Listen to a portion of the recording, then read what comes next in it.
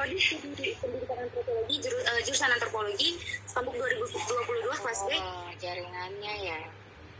Kami mohon izin untuk mewawancari Bunda sebagai narasumber kami dalam mata kuliah Sistem Sosial Budaya Indonesia tentang patriarki terhadap gender yang ada di zaman sekarang ini. Bentar ya, Bunda pindah ke lokasi apa? Kurang bagus ke Bunda apa gimana? Iya Bunda, jaringan Anda memang kurang bagus Bunda. Pindah ke ruang tamu ya. Bentar pindah ke ruang tamu. Tadi di ruang itu kurang bagus. Ya, gimana? Ya, silakan gimana? Ini bagus ya, suara Bunda kedengaran? Kedengaran Bunda. Oh ya. Silakan. Saya ulang kembali. Dan izin sebelumnya, Assalamualaikum warahmatullahi wabarakatuh. Sebelumnya perkenalkan dari mahasiswa jurusan Pendidikan Antropologi Stampuk 2022 kelas B. Pada hari ini mohon izin untuk mewawancarai Bunda sebagai narasumber kami untuk memenuhi tugas mata kuliah Sistem Sosial Budaya Indonesia yang ini mengambil judul pandangan budaya patriarki terhadap kesetaraan gender di zaman sekarang ini. Untuk memberikan narasumber kami. Oke, ya lanjut. Silakan Baik, izinkan kami untuk memperkenalkan diri dulu terlebih dahulu Bunda. Perkenalkan, nama saya Nanda Yatira. Saya Firman. Perkenalkan Bunda, saya Rosania Kerja Priyani Zebua. Perkenalkan Bunda, nama saya Martino Vita Lumban Batu. Mungkin ke dalam beberapa pertanyaan yang akan kami berikan Bunda. Untuk pertanyaan apa sistem budaya patriarki sering sekali disebut menjadi salah satu pelanggaran hak asasi manusia terhadap kaum perempuan. Oke. Baik, terima kasih nih. Mata kuliah apa kalian, Nak? Sistem Sosial Budaya Indonesia, Bunda. Oke, baik. Ya, jadi kalau dikatakan pelanggaran hak asasi manusia, Bunda tidak sepakat juga ya dengan istilah itu ya. Tapi pada dasarnya budaya patriarki itu adalah budaya yang masih mengikat perempuan terhadap satu sistem yang ada gitu. Nah, artinya dengan budaya patriarki ini masih mengkoordinasikan perempuan untuk lebih berjuang ke kesetaraan gender. Nah, seperti itu. Jadi budaya patriarki ini kalau Bunda bisa melihatnya dalam perspektif feminis, ini justru cenderung masih mempertahankan budaya yang kita adopsi dari luar. Budaya yang kita adopsi dari luar itu justru yang kita pertahankan, seperti itu. Nah, jadi kalau dibilang melanggar hak asasi manusia, mungkin tidak tepat ke arah itu, tapi lebih kepada budaya patriarki itu masih mengungkung kaum perempuan untuk lebih bisa berekspresi dalam menuntut hak-hak kesetaraan, khususnya di ruang-ruang publik. Nah, seperti itu dia kira-kira. Baik Bunda, pertanyaan selanjutnya Bunda. Bisa jelas, Nak? Bisa dengar ya? Jelas Bunda. Baik Bunda, menurut Bunda dampak dari budaya patriarki bagi kaum perempuan itu seperti apa Bunda? Ya, baik. Terima kasih. Kalau berbicara tentang dampak budaya patriarki, artinya perempuan itu justru lebih banyak di ruang domestik. Nah, kalau kita masih terikat kepada budaya patriarki, artinya sebenarnya berbicara tentang pembagian peran dalam perspektif antropologi gender, ya gender itu berarti adanya peran masing-masing antara laki-laki dengan perempuan yang dikonstruksikan oleh masyarakat sendiri. Nah, jadi dampaknya kalau masih kita mempertahankan budaya patriarki, ruang gerak perempuan itu masih terbatas kepada domestik area. perempuan hanya dikonstruksi sebagai upaya-upaya dalam kerja-kerja di rumah, khususnya di rumah tangga, ya, mengurus anak, mengurus suami dan seterusnya.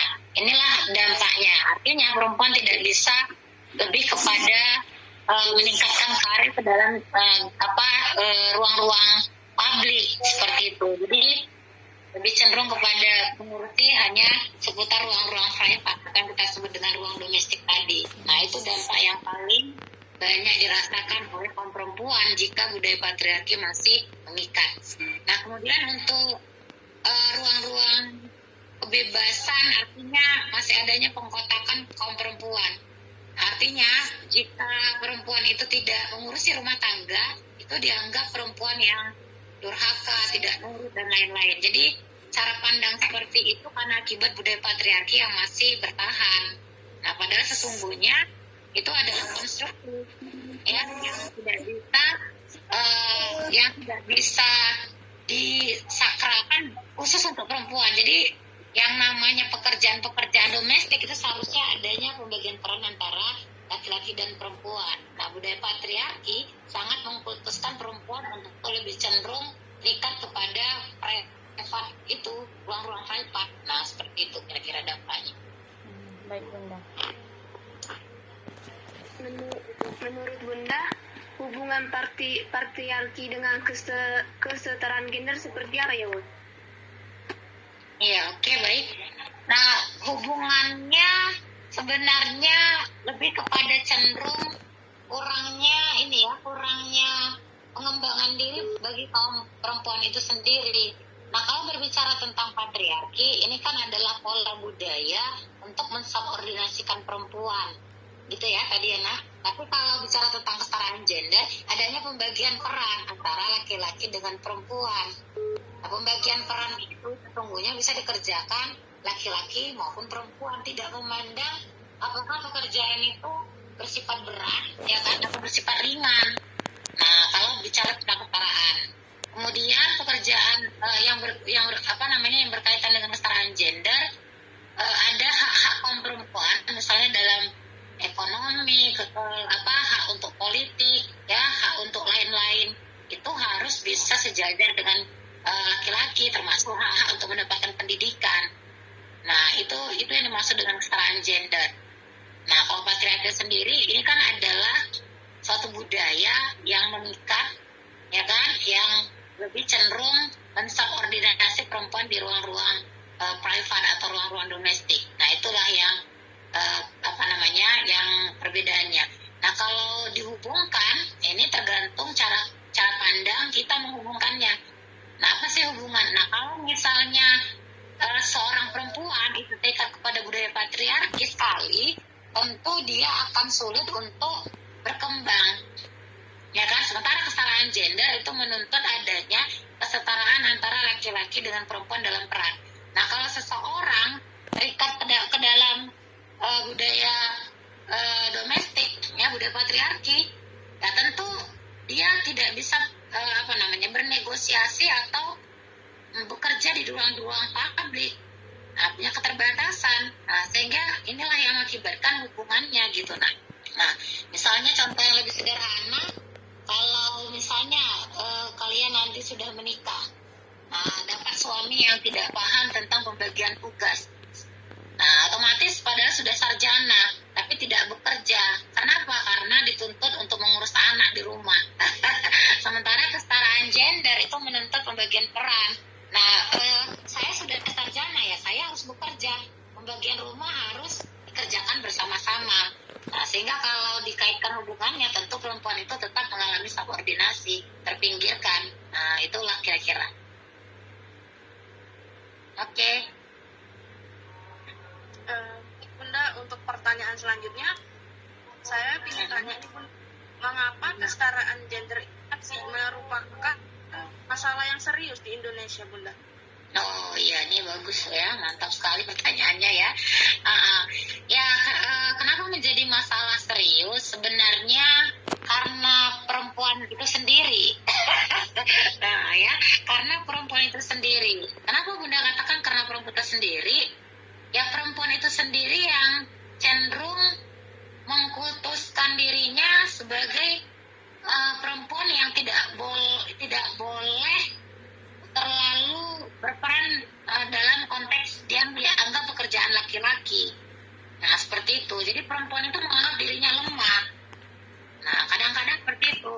Ya mungkin secara pribadi kita bisa menganggap seperti itu. Salah satu contoh misalnya, kalau kita berjalan pada malam hari, itu dianggap perempuan kurang baik. Ya kan, apalagi sampai berjalan sampai tengah malam gitu. Tapi laki-laki dianggap biasa saja. Nah, seperti itu.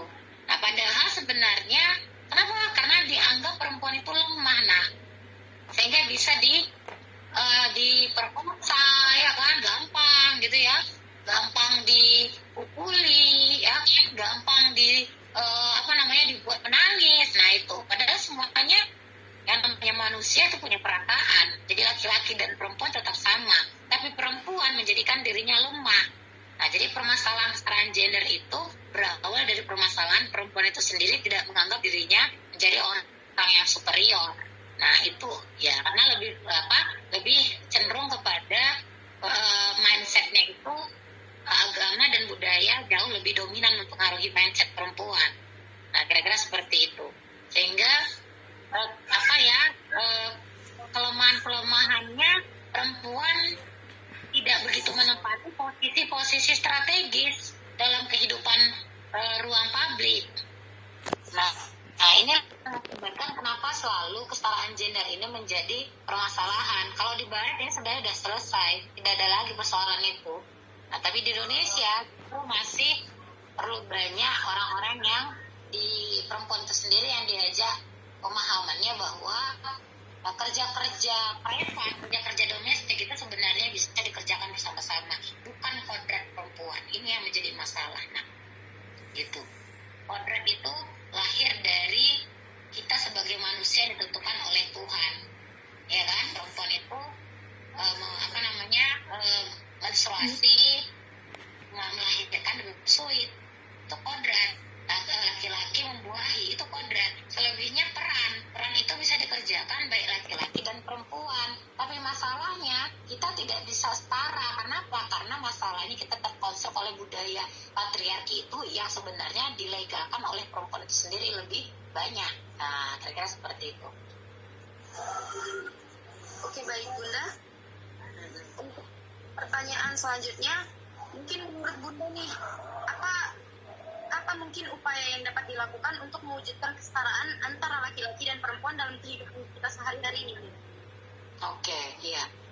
Baik, yang upaya-upaya yang dilakukan ini sebenarnya sudah banyak ya, Nak. Mulai dari pemerintah di bawah naungan Menteri Pemberdayaan Perempuan sampai sosialisasi yang dilakukan oleh aktivis perempuan ya, para penggerak feminis gitu ya, kaum feminis. Ini banyak gerakan-gerakan yang dilakukan dalam upaya kesetaraan gender. Nah, permasalahannya adalah perempuan itu belum mampu mengubah mindset. Nah, seperti itu yang pertama. Oleh sebab itu caranya kita harus mengubah mindset. Yang seperti Bunda katakan tadi, mindset kita harus diubah. Apa? Ya tadi, pekerjaan yang dibebankan kepada perempuan secara domestik itu seharusnya bisa dikerjakan oleh laki-laki. Budaya itu bukan budaya yang mengakar yang harus dipertahankan secara terus-menerus. Nah, seperti itu. Jadi mindset kita harus diubah. Ya, saya perempuan, I am woman, I am man. Jadi perbedaan kita hanya secara biologi, tapi secara konstruksi sosial kita sama. Seharusnya seperti itu. Itu yang harus dilakukan. Yang kedua, selain mindset, kita memang harus mampu membangun jaringan.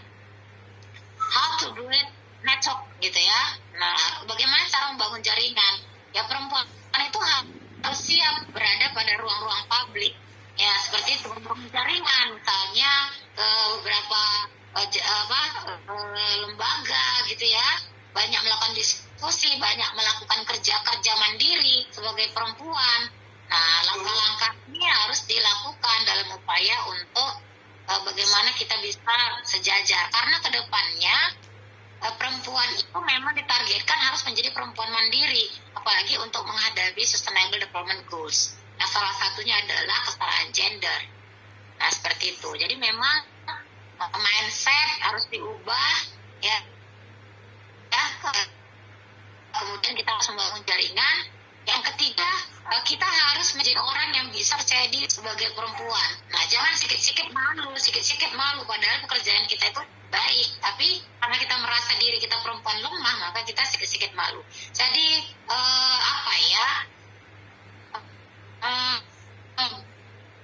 bagaimana cara diri gitu. Nah, sebagai seorang perempuan, nah, jangan langsung merasa terlalu banyak pandangan negatif terhadap perempuan itu, justru kita melegalkan itu. Itu kan perempuan, gak pantas kau begitu, gak pantas kau begini. Banyak kali larangan-larangan bagi kaum perempuan, sehingga ini menghambat kemajuan perempuan itu sendiri. Nah, oleh sebab itu, let's confidence ya, let's be yourself confident. Jadi percaya diri gitu. Nah, ya jangan sikit-sikit merasa diri mudah minder sebagai perempuan. Jadi langkah-langkah seperti ini, yang ketiga ini mungkin nanti bisa ditambahkan lebih banyak, ya kan? Nah, untuk bagaimana kita mengurangi masalah-masalah yang terus-menerus, apalagi masalah kesetaraan gender.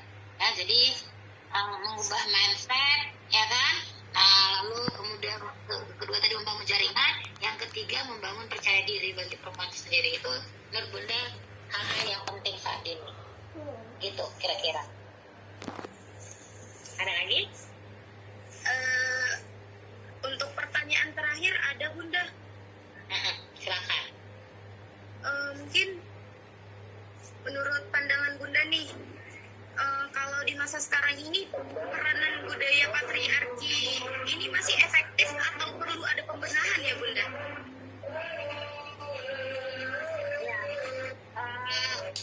Bunda Reti itu pertanyaannya apa nak? Bunda tadi namanya.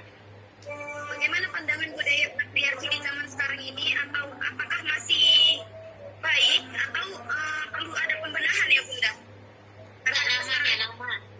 Nama Nanda. Oh, Nanda Bunda.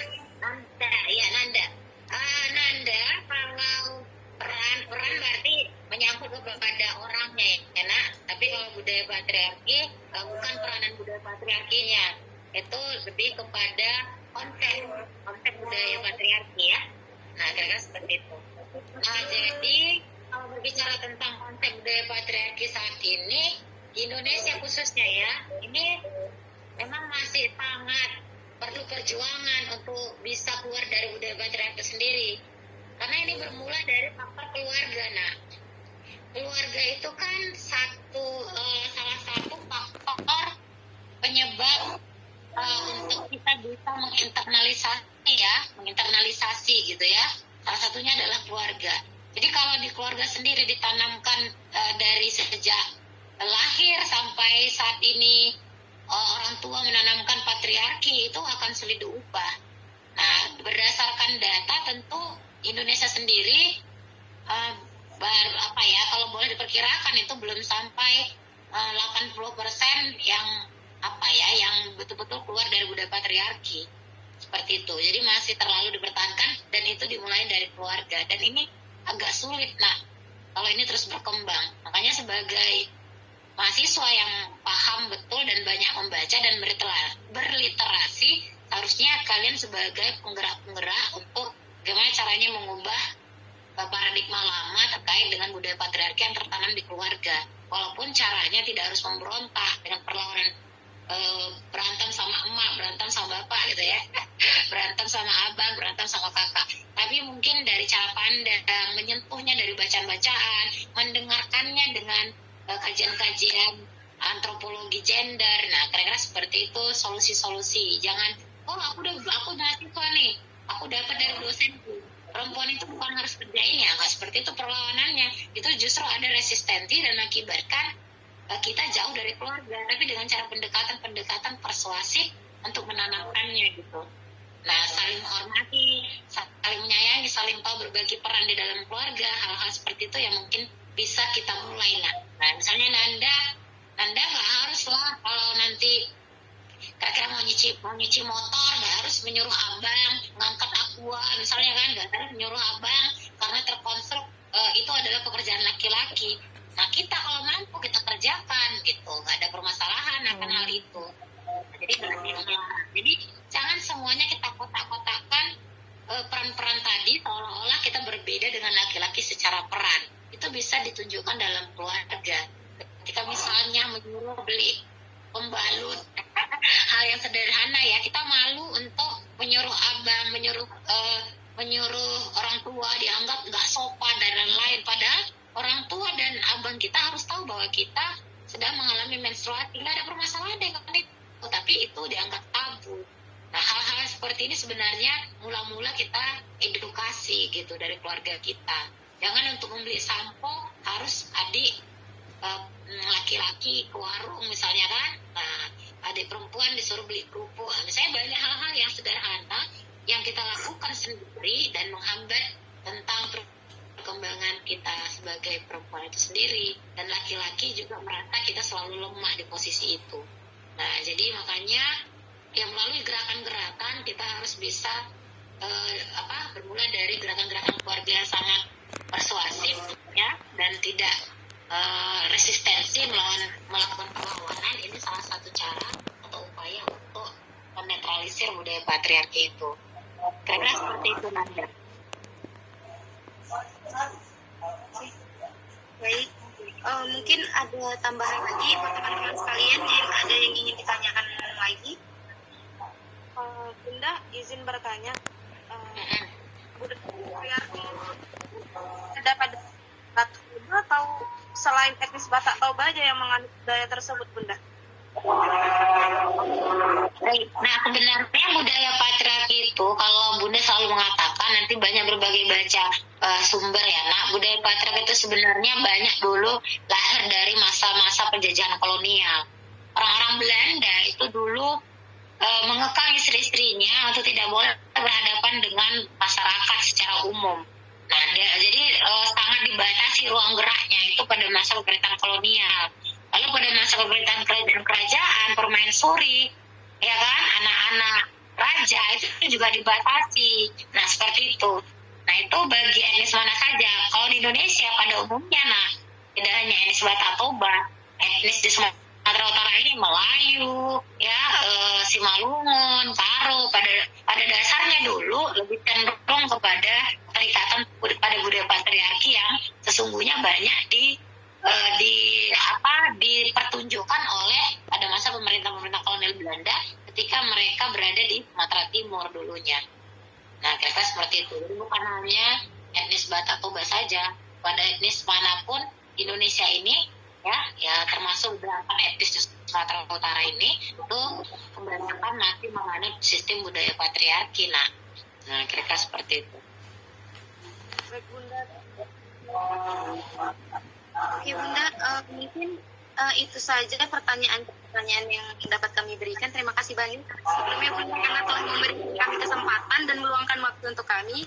Terima kasih banyak ya Bunda. Sama-sama. Maaf ada keterlambatan karena beberapa hari ini Bunda sibuk dengan pekerjaan-pekerjaan yang tidak bisa ditinggalkan ya. Oke, semangat, semoga hasil mini risetnya mantap ya, bagus. Amin. Sukses Makasih ya. banyak Bunda. Amin. Amin Bunda. Assalamualaikum, selamat siang. Selamat siang Bunda. Selamat.